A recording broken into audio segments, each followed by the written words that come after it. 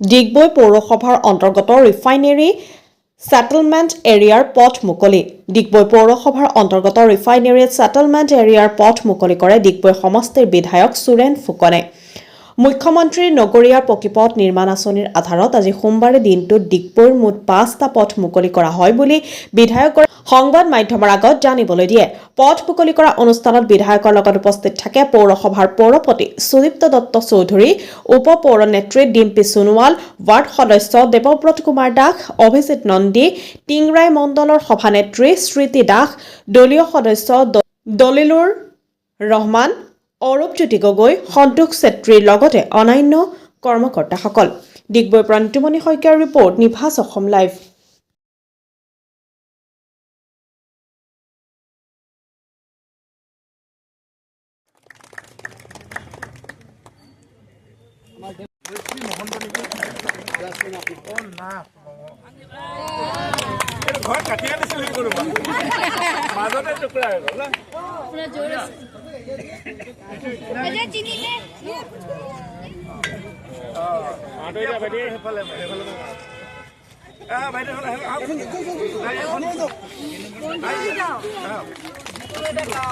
যিকোনো এটা কাম কৰিবলৈ বহুত মানুহৰ দৰকাৰ হয় তো আমাৰ যিজন এই অৰ্ডাৰটো যিজন পাইছিলে কণ্ট্ৰাক্টটো অৰূপ গগৈ আমাৰ ভাইটিৰ নিচিনা অৰূপ গগৈয়ে যথেষ্ট যত্ন সহকাৰে আমাৰ পথটো বনালে কিন্তু আমি আগন্তুক দিনত এটা কথা ক'বলৈ বিচাৰোঁ এই RS এৰিয়াখনক আমি এটা মডেল এৰিয়া হিচাপে ডিগবৈৰ ভিতৰত প্ৰতিষ্ঠা কৰিব বিচাৰোঁ সেইকাৰণে আমাৰ সকলোৰে সহযোগিতাটো লাগিব তেখেতৰ সহযোগিতাও লাগিব আৰু খালি অলপমান কাম বাকী থাকি গ'ল তেখেতে আজি নিজেই ক'লে আমাক যে সংযোগকাৰী পথবিলাক আমাৰ মূল পথৰ লগত যে সংযোগকাৰী পথবিলাক এই পথবিলাকো বাকী থাকি গ'ল এই পথবিলাকো আগন্তুক দিনত তেওঁ বনাই দিব বুলি আজি আমাক অলপ আগত তেওঁ নিজৰ মুখলৈ কৈছে আমি তেওঁৰ ওপৰত বহুত আশা ৰাখোঁ কাৰণ এই পথখন তেওঁ নহ'লে কেতিয়াও আমি বনাব নোৱাৰিলোহেঁতেন কাৰণ আমি বহুত চেষ্টা কৰিছোঁ আমি বহুত ঠাইত গৈছোঁ আমি কৰ্পৰেশ্যনত তাত গৈছোঁ তেখেতে আমাক ডিনাই কৰিলে আমি নোৱাৰোঁ কিন্তু তেওঁ লাষ্টত এইখিনি আমাক ক'লে যে মই যেনে তেনে বনাই দিম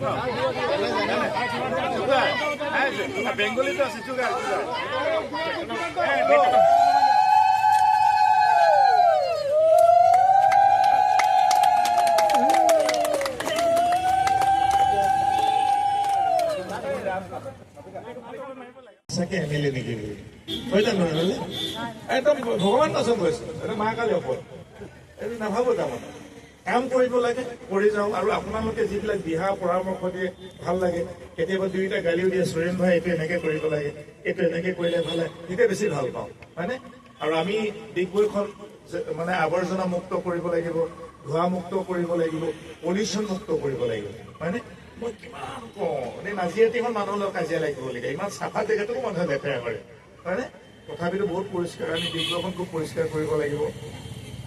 আগতকৈ বহুত চেঞ্জ হ'ল হয়নে এতিয়া এই মুহূৰ্তত যদি আপোনালোকে পলিউশ্যন যে ডিগবৈ মিনিমাম 150মান হ'বই হয়নে 150 হ'ব আজি এতিয়া দিল্লীত চালে কিমান হ'ব 500 ওপৰত গুৱাহাটীত হ'লে 450 হ'ব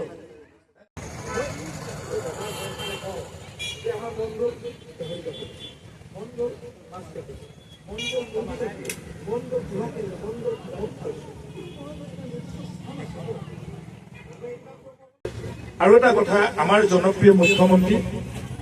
ডক্টৰ হিমন্ত বিশ্ব শৰ্মা ডাঙৰীয়া 1 ফেব্ৰুৱাৰী তাৰিখে পবিত্ৰ জন্মদিন আছিল সকলোৱে জানে আৰু বিভিন্ন অনুষ্ঠান প্ৰতিষ্ঠানে অসমৰ মাননীয় মুখ্যমন্ত্ৰী ডাঙৰীয়াক ভাল পোৱা লোকসকলে প্ৰমথ মুখ্যমন্ত্ৰী তেখেতৰ আদৰ্শ তেখেতৰ কৰ্মৰাজিক চিৰযুগমীয়া কৰিবৰ কাৰণে স্থায়ী ৰূপ দিবৰ কাৰণে 3 দিনীয়া কাৰ্যসূচীৰে মানে জন্মদিন পালন কৰিছে গম পায়নে 1 তাৰিখ জন্মদিন 2 তাৰিখো পাতিছে 3 তাৰিখে পাতিছে আমি 1 তাৰিখো পাতিলোঁ আমি চাফাই অভিযান কৰিলোঁ যোৱাকালি আমি অংগনবাদী কেন্দ্ৰ দুটামান মুকলি কৰিছোঁ 25 লাখ তেওঁৰ নামত আৰু আজি 5টা ৰাস্তা আপোনালোকৰ লগত আমি আজি মুকলি কৰিছোঁ মুখ্যমন্ত্ৰীৰ জন্ম উপলক্ষে আমি সমৰ্পিত কৰিছোঁ বেয়া হৈছে নেকি সমৰ্পিত কৰিছোঁ আৰু ইয়াৰ পৰা গোটেই মেছেজটো ধুনীয়াকৈ মুখ্যমন্ত্ৰী ডাঙৰলৈ পঠাম নিশ্চয় ভালকৈ কৰি যাব দেই নিজল আহিছে তো আমি কৰিম আৰু এটা কথা আমাৰ কাম যথেষ্ট হৈছে এতিয়ালৈকে ডিগবৈ সমষ্টিটোত ৰেকৰ্ড হৈ গৈছে 720টা আমি পকীভোট কৰিলোঁ 720টা পকীভোট কৰিলোঁ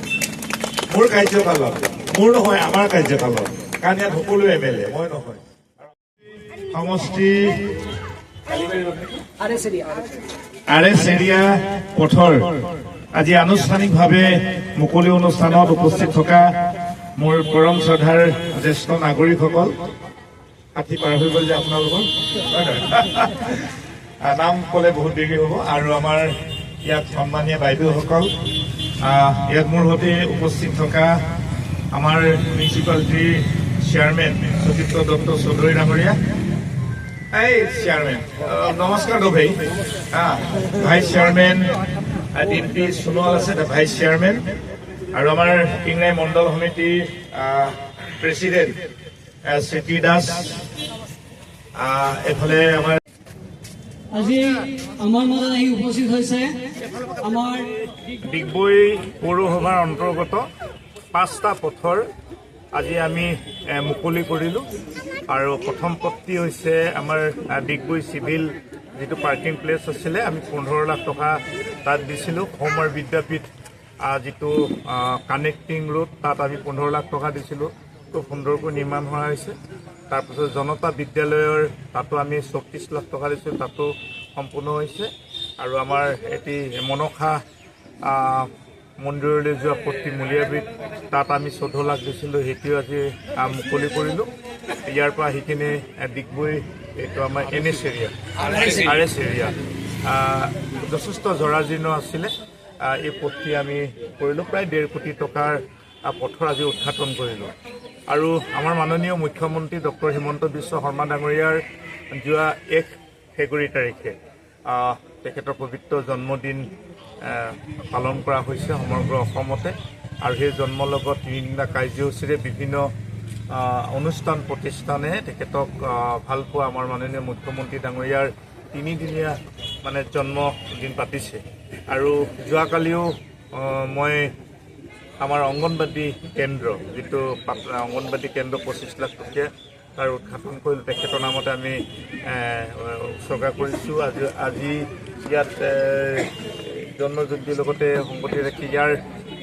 যি 5টা পথ এই 5টা পথ আজি খুব সুন্দৰকৈ নিৰ্মাণ কৰা হৈছে আৰু তেখেতৰ 3 দিনীয়া যি জন্মজয়ন্তী পাতিছে যে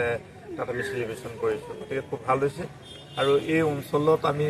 প্ৰায় ৰাস্তাই আমি নিৰ্মাণ কৰিছোঁ সৰু সুৰা 2-4টি যি ৰাস্তা আছে অনাগত দিনত নিশ্চয় ৰাস্তা কেতিয়া পকী হ'ব আৰু এতিয়ালৈকে ডিগবৈ সমষ্টিটোৰ যোৱা 9টা বছৰত 720টা পকী পথ আমি নিৰ্মাণ কৰিছোঁ সৰু ডাঙৰ গতিকে খুব কম ৰাস্তা আছেগৈ আৰু অনাগত দিনবিলাকত নিশ্চয় সেইখিনি পকী হ'ব আৰু বিশেষকৈ আমাৰ